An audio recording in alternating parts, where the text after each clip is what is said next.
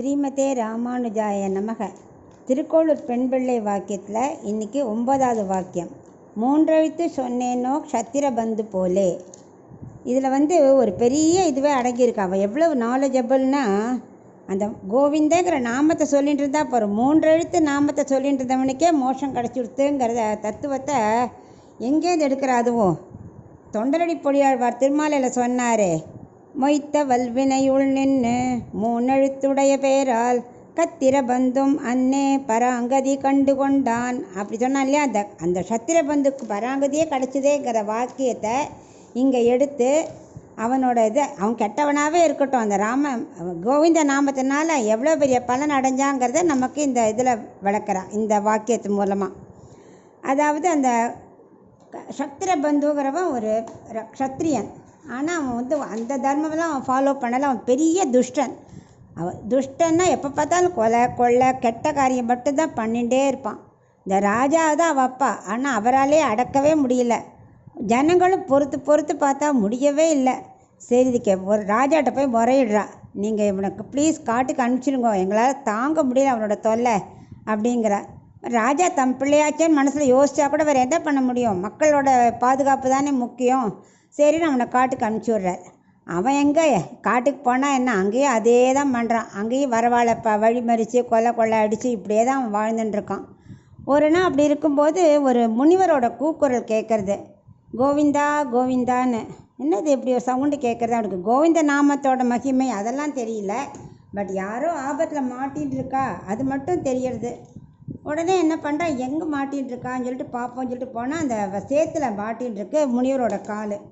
உடனே அவன் பாவம், அவன் நல்ல கெட்டவனாக இருந்தால் கூட உள்ளுக்குள்ளே நல்ல மனசு ஒன்று இருக்குமே, கல் நெஞ்சுக்குள்ளே ஈவிரக்கம் இருக்குமே, அது மேலோங்கி அந்த முனிவரை காப்பாற்றி விட்டுறான். அந்த சகதியிலேருந்து எடுத்து விட்டுறான். உடனே முனிவர் சொல்கிறார், ரொம்ப நன்றிப்பா, எனக்கு உங்கள்கிட்ட கொடுக்கறதுக்கு வேறு எதுவுமே இல்லை. என் மனசு முழுக்க என்ன இருக்குன்னா கோவிந்த நாமம் மட்டுமே இருக்குது. அதை நான் உனக்கு தரேன், நீ எடுத்துக்கோ அப்படிங்கிறான். உன் கோவிந்த நாமம் எனக்கு எதுக்கு, நீயே வச்சுக்கோ. நான் ரொம்ப ரொம்ப கெட்டவன். என் மனசு மாறுறதுக்குள்ளே நீ போய்டு இந்த இடத்த விட்டு, இல்லாட்டா என் மனசு மாறினா நான் எதாவது பண்ணிவிடுவேன் அப்படிங்கிறான். அதெல்லாம் யாரும் மாற மாட்டாப்பா. 2 குணம் இருக்குல்ல, உங்களுக்கு நல்ல குணம் இருந்தனால நீ என்னை காப்பாற்றின, இல்லாட்டா நீ அப்படியே போயிருக்கலாமே, இல்லை அங்கேயே என்னை கொண்டு போட்டிருக்கலாமே, பண்ணலை பார்த்தியா? ஸோ உங்கள்கிட்டையும் நல்ல குணம் இருக்குது. நான் சொல்கிறத நீ கேளு, நீ ஒன்றும் பண்ண வேண்டாம். இந்த 3 எழுத்து மந்திரமான கோவிந்தாங்கிற நாமத்தை சொல்கிறேன், அதை நீ சொல்லிகிட்டே உன் வேலையை பாரு. உன் வேலையை நான் தடுத்தேன்னா நீ எப்பவும் போல் உன் வேலையை பண்ணு. தப்போ உனக்கு என்ன தோன்றதோ நீ பண்ணு, ஆனால் நாமத்தை சொல்லிகிட்டே பண்ணு அப்படிங்கிற. இவனால் ஒன்றும் பண்ண முடியல. சரி போ, சரி சொல்லி தாங்கோன்னு சொல்கிறான். அவர் அந்த 3 எழுத்து மந்திரத்தை உபதேசிக்கிறார். அப்போலேருந்து இவனு எந்த தப்பு பண்ணாலும் சரி கோவிந்தா கோவிந்தா கோவிந்தா சொல்லிகிட்டே வேலையை பண்ணிகிட்டே இருந்தான். அதான் ஆண்டாள் சொன்னாலே, குறை ஒன்றுமில்லை கோவிந்தான்னு. கோவிந்த நாமத்தை சொன்னால் குறை வருமா? அதே மாதிரி திரௌபதியை காப்பாற்றலையா, கோவிந்தா புண்டரிகாட்சனோன்னு புடவை சுரந்தாரே. ஸோ அந்த கோவிந்த நாமத்துக்கு அவ்வளோ மகிமை, பெருமாளை விட பகவான் நாமத்துக்கு அவ்வளோ மகிமைங்கிறத இதில் எடுத்து காட்டுறது. அந்த கோவிந்த நாமத்தை பண்ணிகிட்டே இருந்தான்னா ஒரு நாள் அவனுக்கும் வாழ்க்கையில் அலுப்பு தட்டுடுது. சரி, நம்ம என்ன பண்ணிகிட்டே இருக்கோம், இதனால் என்ன லாபம்? எல்லாரையும் அடித்து துன்புறுத்தி நம்ம என்னத்தை கண்டோன்னு அவனுக்கு ஒரு வெறுப்பு வந்துடுறது. தன் தொழிலெல்லாம் விட்டான், ஒரு மரத்தடியில் போய் உக்காந்துட்டான். கோவிந்த கோவிந்தன் அதே ஜபிக்க ஆரம்பித்தான். அப்படியே அந்த ஜென்மம் அவனுக்கு முடிஞ்சு போயிடுது. அடுத்த ஜென்மாவில் நல்ல உயர்ந்த குலத்தில் பிறந்து அதே பக்தியோட நாமத்தை உச்சரிச்சுண்டே பராங்கதி அடைந்தான். மோஷமே கிடச்சிடுத்து அவனுக்கு. அவ்வளோ மகிமை அந்த கோவிந்தங்கிற 3 எழுத்துக்கு. அவனும் அவ்வளோ நம்பிக்கையாக சொல்ல ஆரம்பிச்சிட்டான். முதல்ல வெறும்னு சொன்னால் கூட போக போக போக அவனுக்கு பக்தி வந்துடுத்து. அதனால் ரிஷி சொன்னால் கூட அந்த பக்தி பகவான் அவனுக்கு உண்டாக்கிட்டாரே, அந்த நாமத்தோட மகிமையை புரிஞ்சுக்கணும்.